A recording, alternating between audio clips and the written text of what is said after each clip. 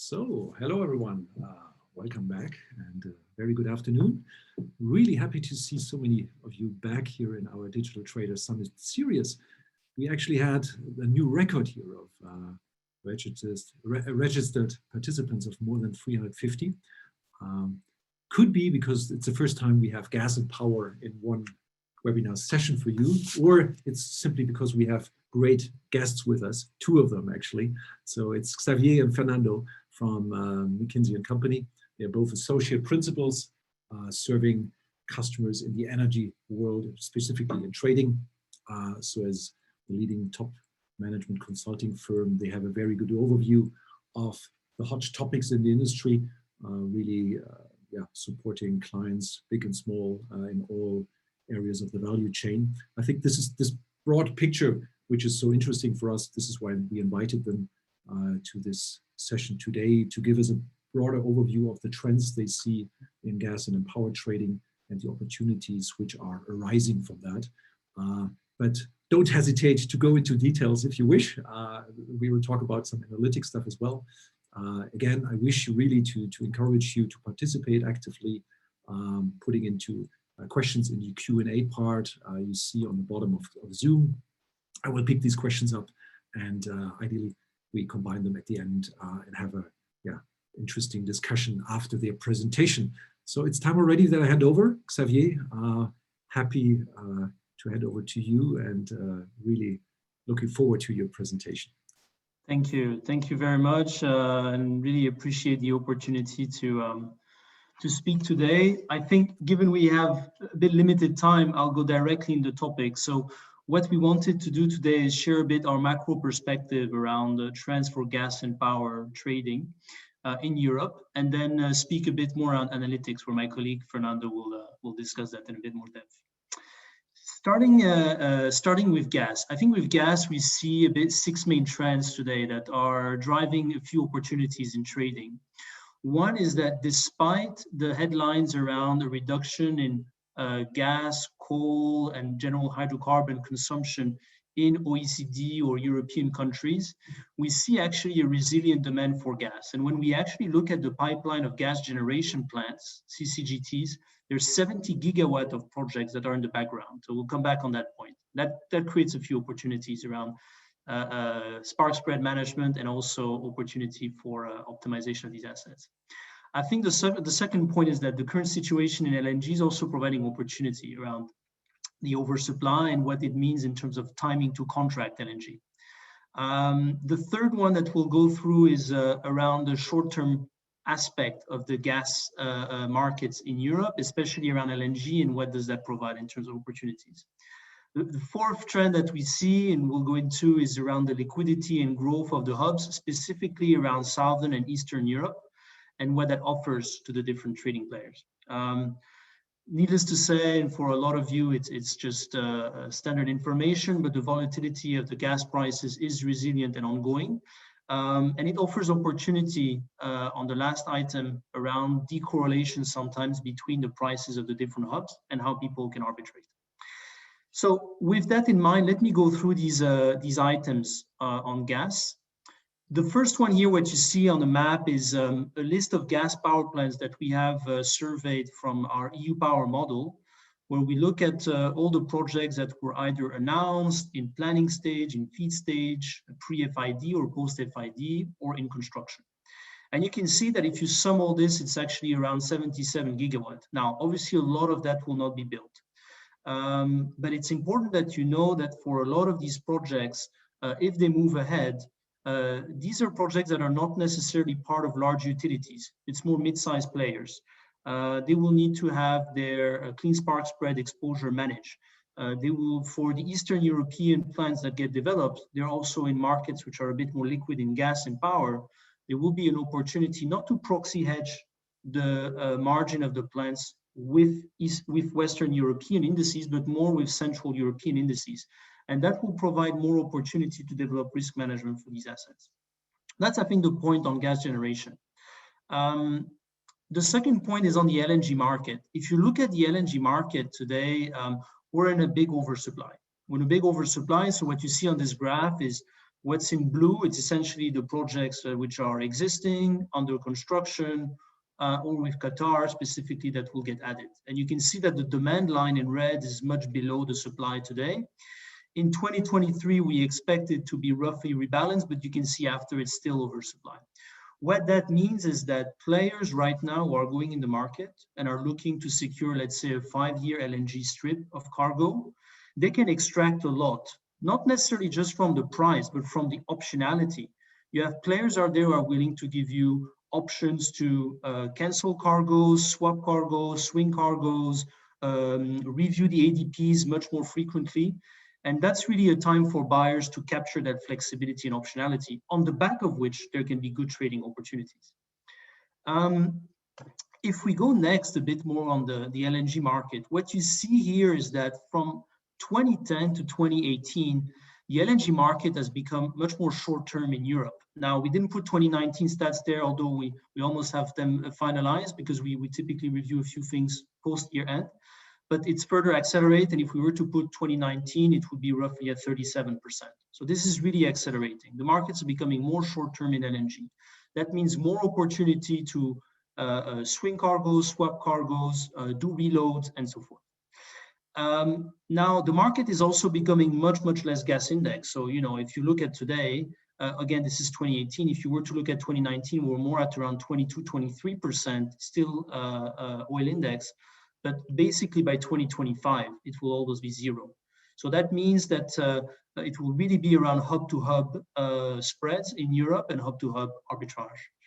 And finally, with this, what you see is that it's just an acceleration of the gas hubs liquidity in Europe. So if you look between 14 and 18, you really had a strong uptake of the volume traded around the hubs in Europe. We'll go more into the depth of the different hubs.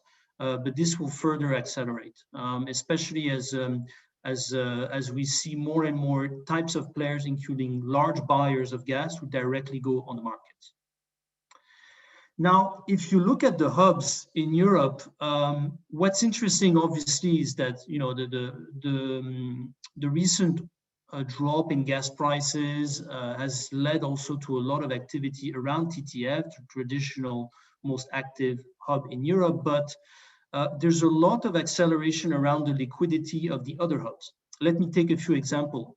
In France, the trend that has been interesting is that the merger of the two PEG zone, plus a lot of the import from the US in the French LNG terminal in Dunkirk and in Montoire, created more transit volume in France, so drove liquidity of a hub which was less used. In Spain, the trend around low price LNG coming in and the growth of liquidity of the wholesale market in Iberia has also led the growth. And in Eastern Europe, what's quite interesting is that there has been really a strong uptake in the volume in VTP, in Austria, but also in Hungary, in Czech. That's with better interconnection to Germany, and also with more arbitrage opportunity between Eastern and Western gas. So there's really a lot of acceleration of the gas volume traded. I think it's important to monitor what's happening in South and in East.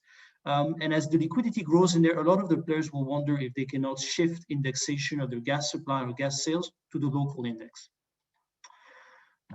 One other point is around the correlation. This is just a few graphs around TTF correlated to NBP, VTP, and Henry Hub. The correlations are really not straightforward. And it's just the point is to highlight. You cannot really make a lot from this chart, but the point is that players at one point will see correlation between, let's say, the different hub indices in Europe, and they will try to arbitrate them. However, doing so can lead to a lot of basically value at risk or risk in your position because of these moving correlations. So risk management around different hub exposures when you aggregate your gas position will also be critical. These were a few trends around gas. I'm going a bit fast so that I can cover power as well, and happy to come back to it after all the questions.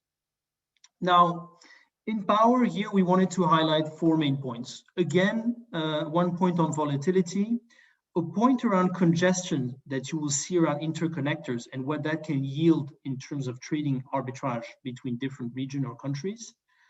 Liquidity as well in the East and Balkans. and then the growth of what we call a more decentralized system and what that implies in terms of trading or risk management opportunities. So let me use the slides I have after to go into a bit more depth.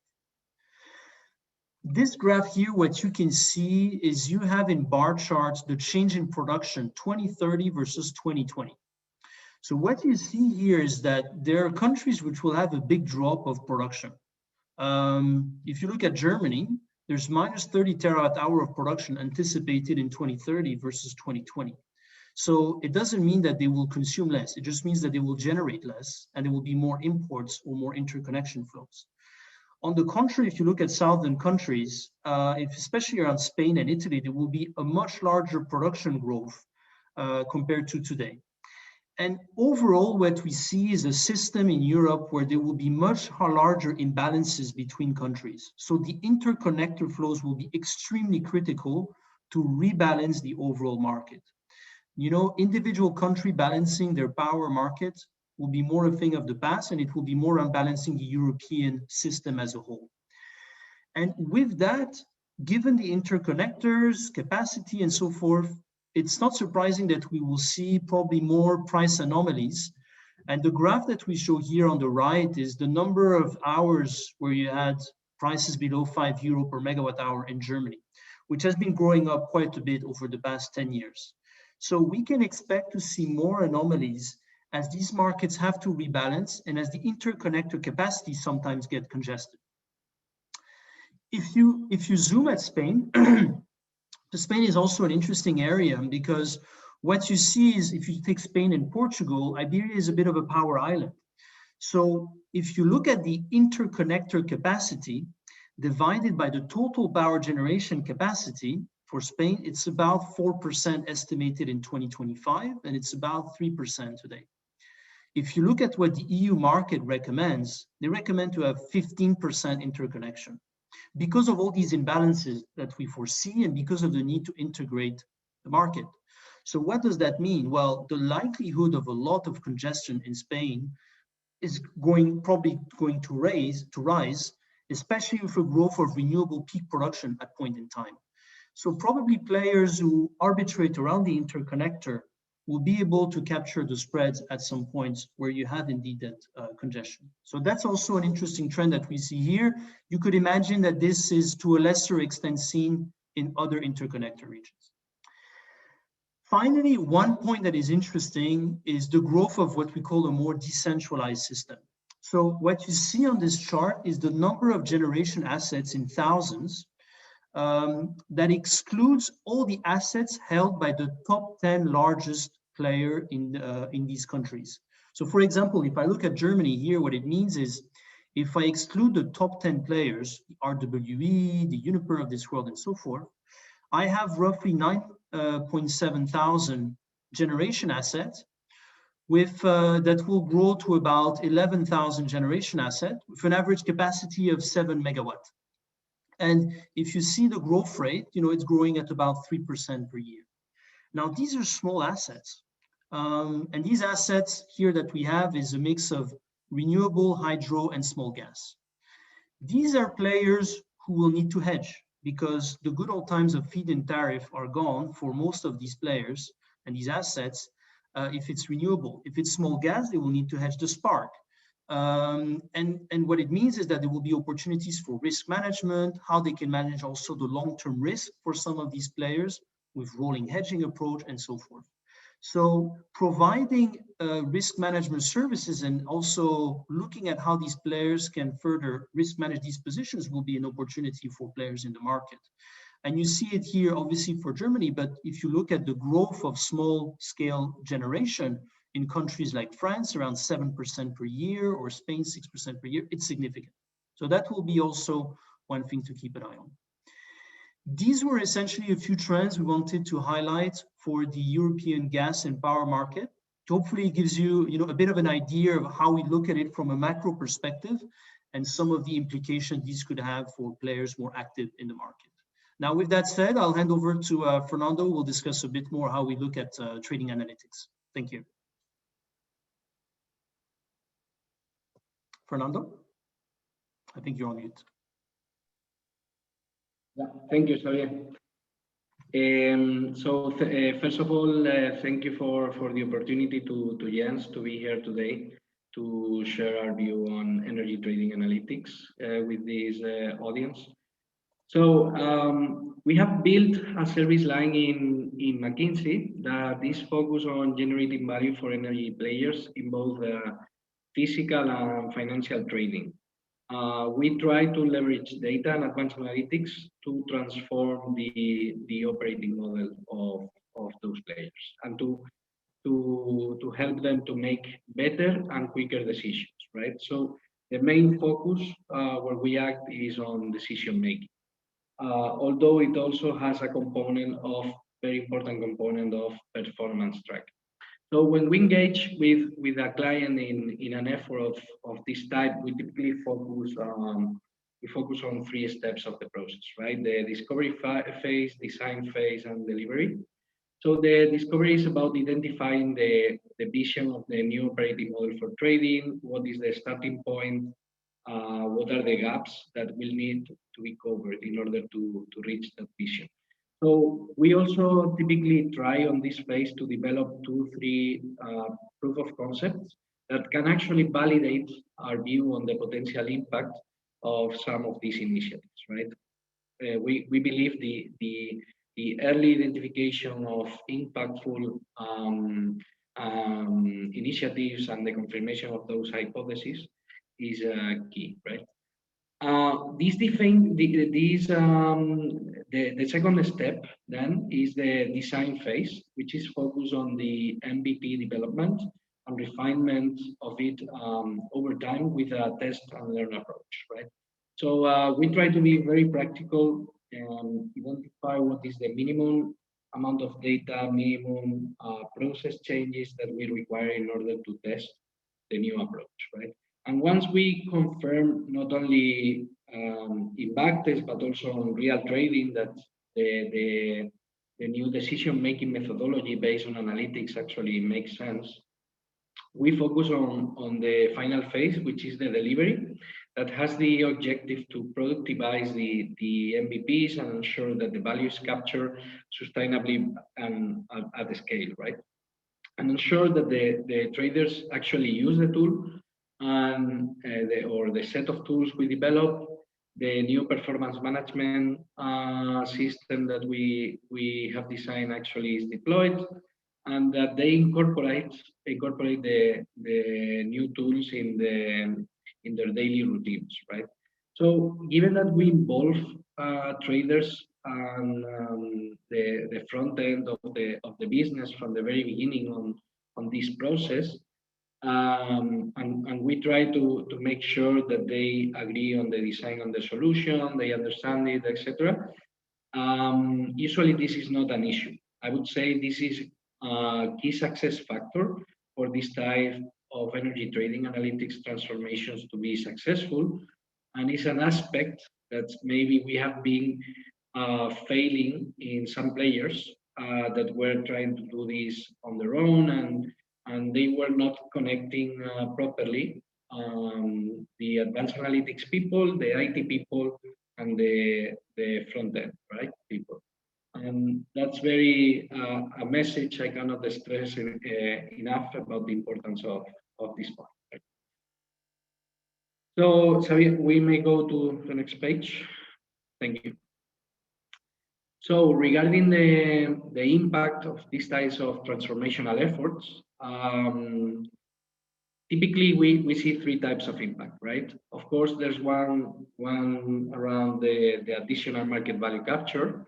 There's another about automation, and then there's another about creating long-term capabilities.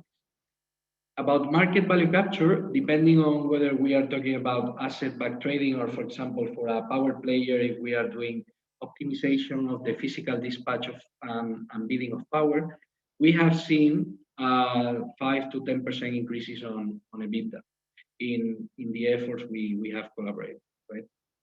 If we're talking more about financial prop trading, of different kind of energy forwards, and I'm referring to power, gas, oil distillates, different types of oil derivatives. we're talking about 10 to 12 yearly P&L over value at risk ratio for this kind of automatic tools. Then regarding automation, what we have seen is that there are some tasks that right now, even given their nature, they could be automatized or they could be totally avoided and actually done by a model or an automatic calculation module. That can save us up to 30% of the time of the people in the middle office and some people in the front, right? That in the past used to analyze different inputs of data to create on their heads a vision on where the market is going versus now where they will have direct recommendations with the rationale on what to do, which is the main difference, right? Moving from getting inputs, right, and then processing them, the trading team on and analyzing and weighting them and thinking about them to take a decision versus the current approach that we try to follow that is directly providing a recommendation, right?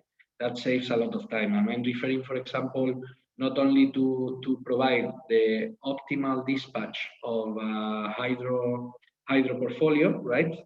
So not only the proposal on volumes to be produced, but also directly the automatic generation of bids to be sent to the market operator, right? And then there's obviously another advantage that is going to be more and more important as analytics and digital become more relevant for this sector, which is the development of an environment that is attractive for analytics and digital talent, and actually not only attracts them, but help them to develop, right? So Xavier, we may move to the next page, please. Thank you. So what topics are actually the ones we focus on as part of this digital analytics transformation on trading, right? So there are like three main types of topics. So we focus on short-term trading and dispatching for power. Here I'm talking about optimal dispatching of hydro, considering stochastic scenarios, etc. Then we're talking about optimization of thermal power plants. So for day ahead, intraday ancillary services, and then optimization of renewable portfolios, right? So considering the trade-off between the risk of imbalance and the potential profit out of the trading in the intraday markets to adjust the position.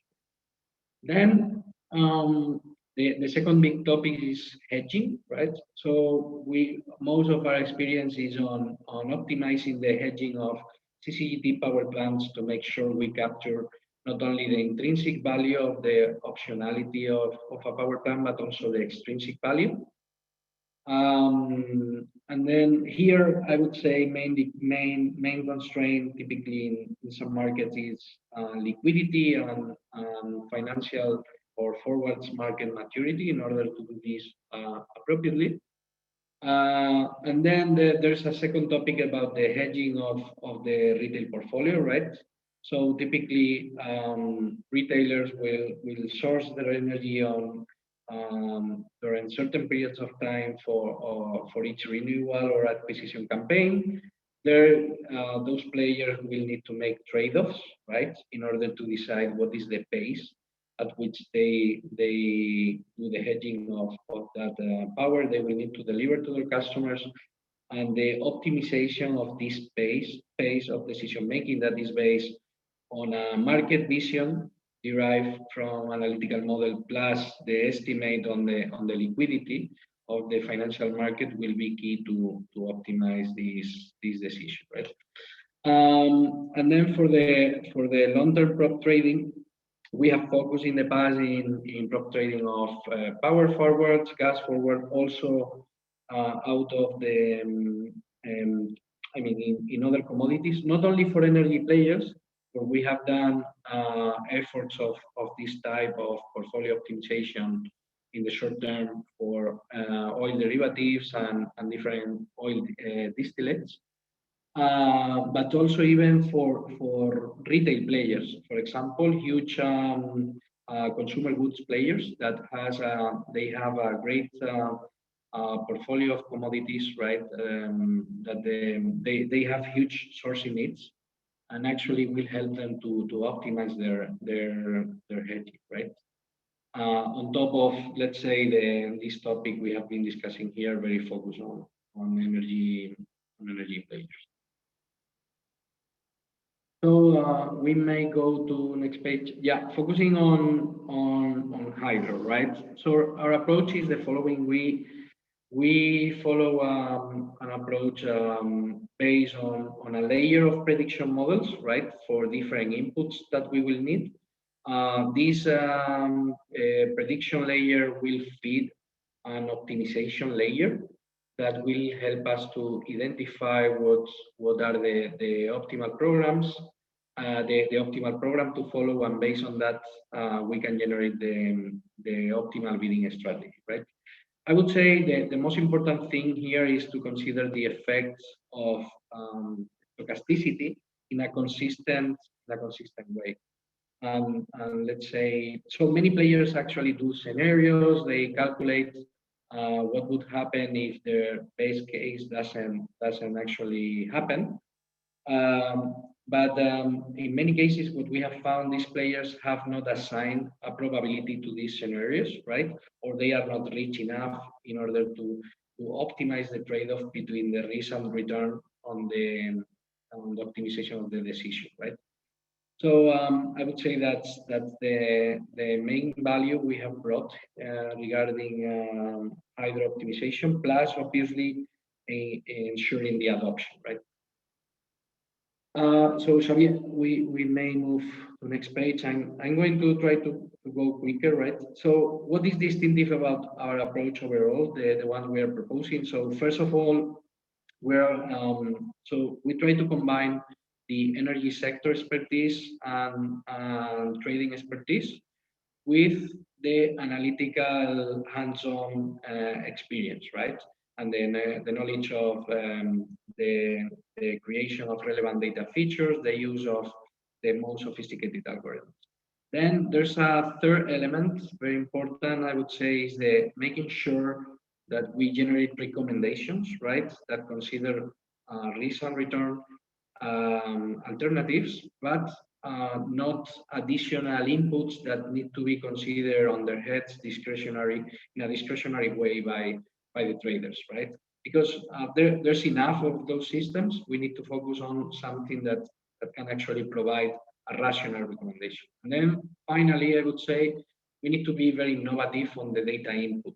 So if we are not creative on this part, and we are actually using the same data as the rest of the market, we are not going to generate most probably a significant advantage, right? So going to next page, maybe we can quickly discuss some of the data sources we consider innovative we have been using in different types of models in the last couple of years specifically. So we're talking about satellite tools that actually are based on images that provide you an idea on how in real time or near real time most of the time, how the solar irradiance is being, how the natural gas production is actually growing or not based on flaring that is detectable with satellite tools. We can have more granular and well-updated wind power forecasts. And also something that was very creative and interesting also is the parsing of broker charts. So basically, if you, the player we were working with actually needed information in the market information in the short term that was not provided in a standardized way. So basically, we built a tool to parse the charts of brokers to extract information on bid and ask spreads, etc. Right? and an evolution of prices in the short term. And this was very useful, and it was key for the effort to research. So that's all. Happy to answer to some of your questions in the Q&A. All right, thank you, Xavier and Fernando. That was a broad scope of topics we have seen here. Let us bring this to a discussion. I encourage really the audience to participate with more questions. But let's jump on the first ones. What I think was, again, very impressive to see is the number of growing small generation players and their assets in the market. I heard there's kind of a service opportunity as well to offer these services. How will it as well change the markets? Are there specific opportunities or patterns in the market which will appear? I think first, if you use the slide, yes.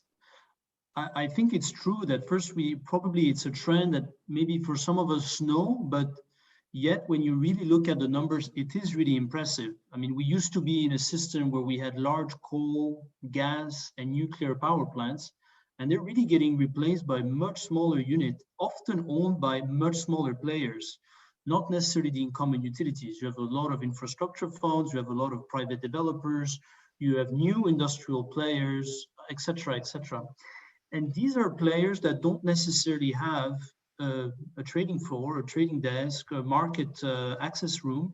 And so what we see for this player that is important is first basic market access. On top of that, these players, they also want to protect their income because a lot of them have been doing these project leverage. So they will look at hedging, not necessarily plain vanilla hedging for the next 3-4 years, but also how can they hedge over 7-8 years? What could they do as proxy hedge? Could they do some rollover time spread position kind of? And I think that's where also there is another opportunity. And then finally, these are players that sometimes will have renewable assets, but also will have small gas plants, small CHPs, for which you need to manage the spread over the feedstock versus the power. And so it becomes a bit more complex. So all in all, I think clearly here there is an opportunity to work with these players. It can be in the form of service. It could be also different forms. It could be joint ventures. It could be shared books. Multiple innovative schemes probably will happen and develop over the next few years. And it is driven at the end very much by economies of scale as well. I mean, gathering many of them will lead to some real economies of scale on the technology side, but as well in the markets, no? Absolutely, absolutely. And I think you can take an example of providing market access to one renewable asset or 50 renewable assets in the same region. Once you aggregate more, then you can be better at forecasting, nominating, and if they're all in the same balancing group, it becomes a bit easier. So there is also some scale element to it, yes.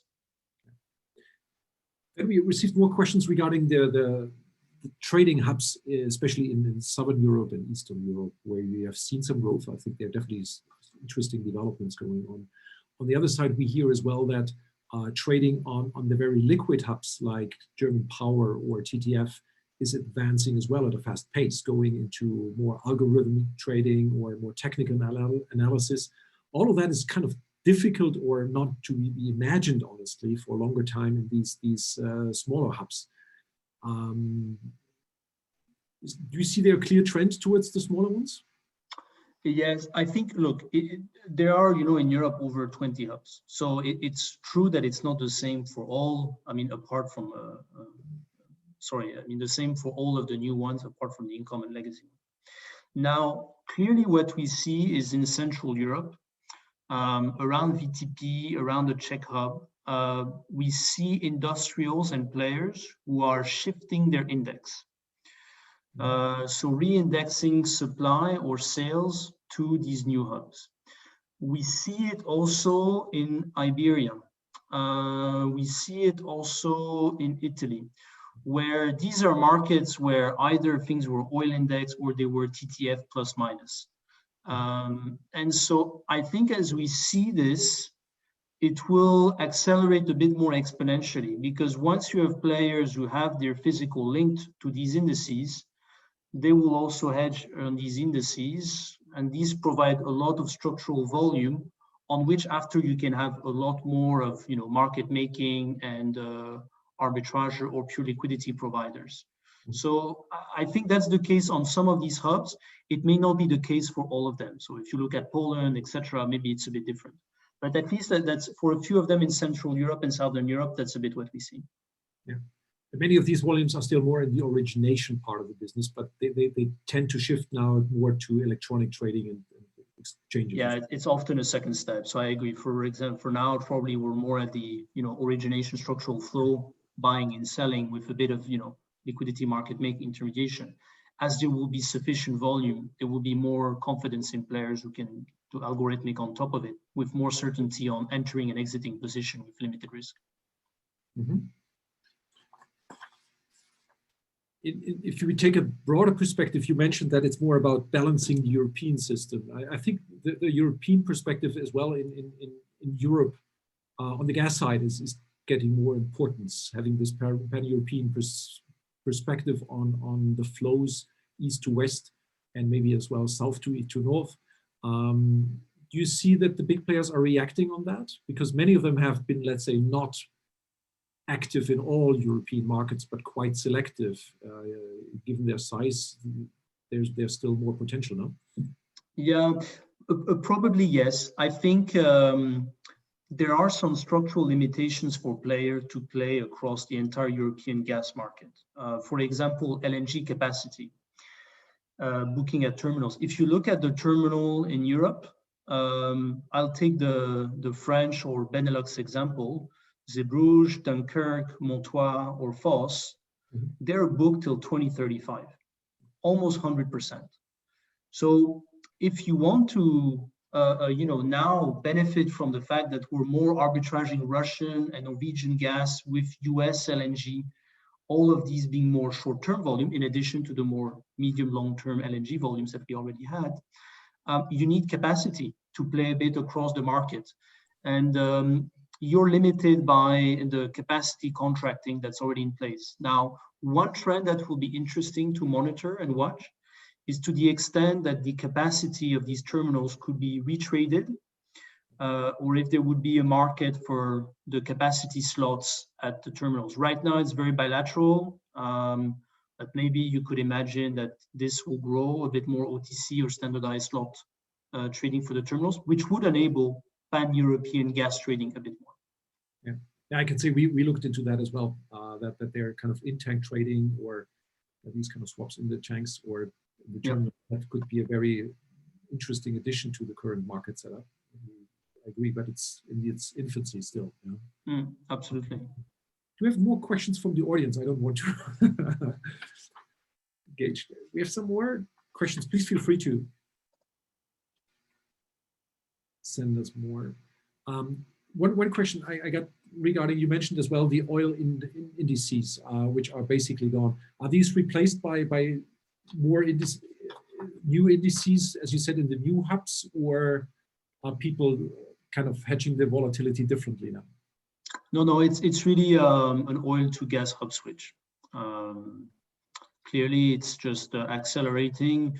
We have heard a lot of players who have been in the past 24 months also renegotiating legacy import contracts in oil index to hubs, to TTF for a lot of them, because they were big volume, 10 years type of supply agreement. For the more shorter term one, they've been switching often to the local hub. And I think we will see more and more. Probably, again, we're 5 years away from no more single oil indexation in Europe. Yeah. There's one question regarding more towards Fernando, I guess, and I want to pick that up here. How do you approach, I read it now from the screen, how do you approach volatility calculation in both power and gas markets, especially in times of illiquidity, which is critical in hedging? So how do you deal with this? Sure. So something that I would say it's a very strong point that we usually make at clients is making sure that the front end is actually, when they evaluate the positioning of their portfolio, they're actually looking at the value at risk of their position I mean, that they have that in mind, right, on their decision making.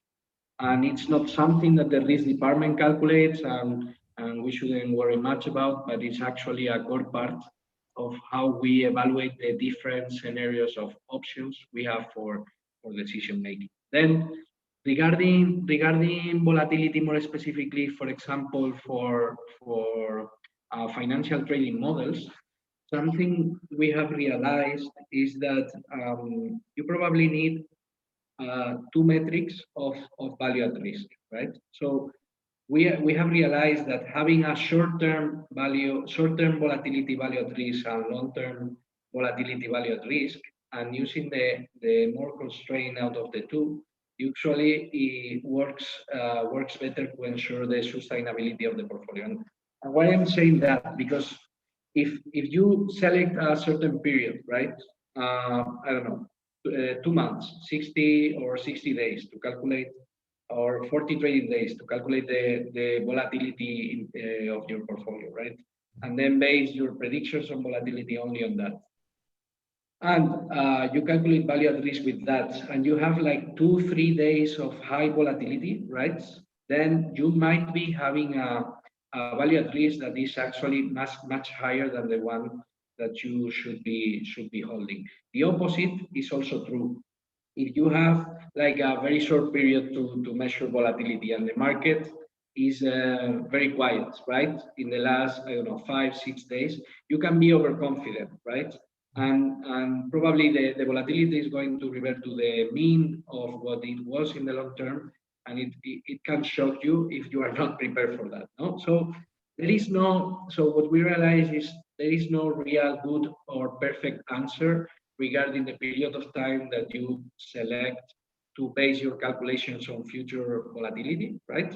So we realize usually it's better to have metrics for value at risk that are based on different periods of time, and usually to go with the more the one that constrains you the most, because actually it's the one that probably will help you to make decisions that ensure the sustainability of your portfolio in the long term.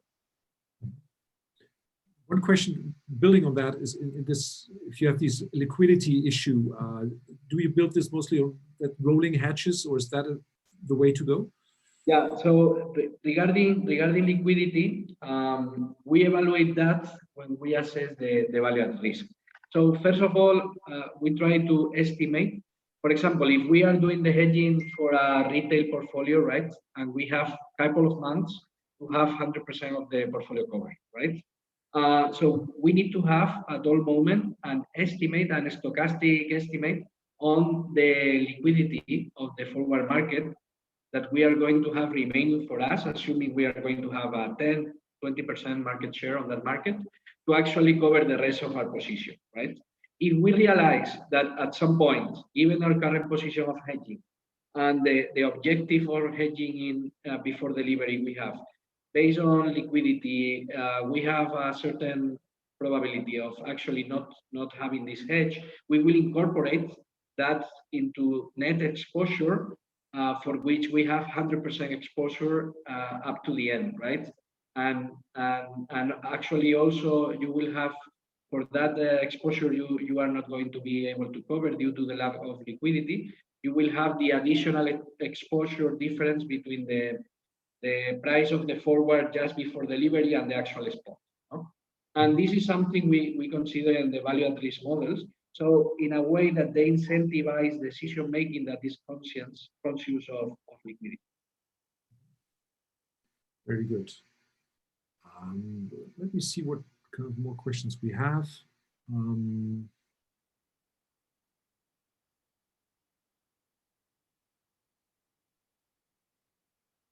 So there's one questions regarding the interconnectors as well, the functioning. I think there are clearly constraints. We have seen that, but we have seen as well a connector to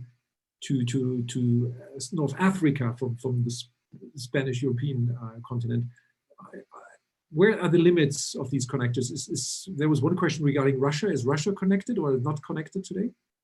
Yeah, I mean, there are always a few connections, but when you talk about interconnectors, even in Morocco, if I take as an example, if you talk about interconnector in Europe, it's really the ability to take capacity and to go in and out of the position on both sides of the markets in a relatively liquid market. So when you go into the different interconnector in Europe, that is okay because there's a harmonization of the overall markets, and then also how you're able to trade within the market.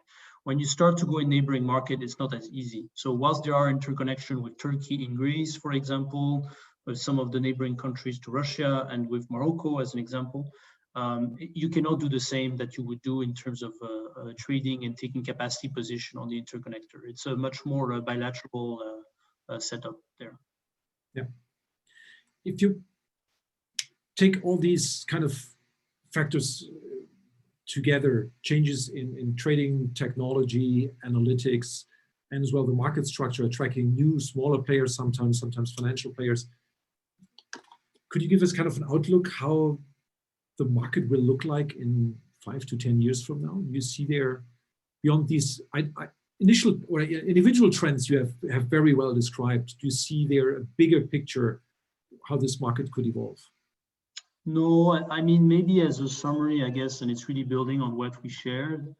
I think gas and power will both be more European integrated individual hubs. I think right now we probably live on a legacy of a few hubs providing the main reference of price discovery and liquidity. Mm-hmm. I think that will change over time as people become more confident to rely on a few other hubs in Southern and Eastern Europe. So it will be, let's say, a more decentralized group of hubs than what it is today. That's one. I think two is there will be much more structural physical players on the market given this decentralization trends. By the way, we talked a lot about the generators side, but also the buyer side are coming more and more directly on the market in certain cases. So more players active, more decentralized, more different hubs, both power and gas. And I think, as we said, resilient volatility because the pace of change in the mix, both in power and gas, does not necessarily go hand in hand with the pace of investment in transmission infrastructure, in storage, and therefore there will be resilient physical volatility. Yeah. No, excellent. I love to hear that because, I mean, especially making market access more easy for small and new players, and as well the trading in the less liquid products, hubs, is exactly, I think, the vision of ENMACC, where we try to support with new technology. So I love to hear that from your side, because it's exactly what we're betting on as well, to solve, let's say, the development issue of some of the markets and areas with technology in a different way. Because I believe being stuck on some technology level is as well holding back the evolvement of the market overall, and not attracting new players. So that's a theme I really like to have. I have to thank you very much. It was really great discussion, lots of topics. I think we haven't now had the time to go into detail of many of these topics. So if there are some more questions in the audience, please feel free to send us a quick email or message, or contact us otherwise. And we're happy to further discuss. At that time, Fernando, Xavier, very much big thank you from me and from the audience to this very interesting discussion. I would like to use the opportunity as well to invite everyone in the call to next week's session already. We have an 18 minutes of innovation session. That's where we, in a very compact way, in 18 minutes, will demonstrate all the new features we have on the ENMACC platform, from clearing to the Refinitiv icon integration. Many more topics, all in 18 minutes. I think it's worth the time and gives you a great opportunity to see what's going on on our platform around technology and innovation. Thanks a lot to everyone. Wish you all a nice afternoon and hope to see you back pretty soon. Bye-bye. Thank you, everyone. Bye.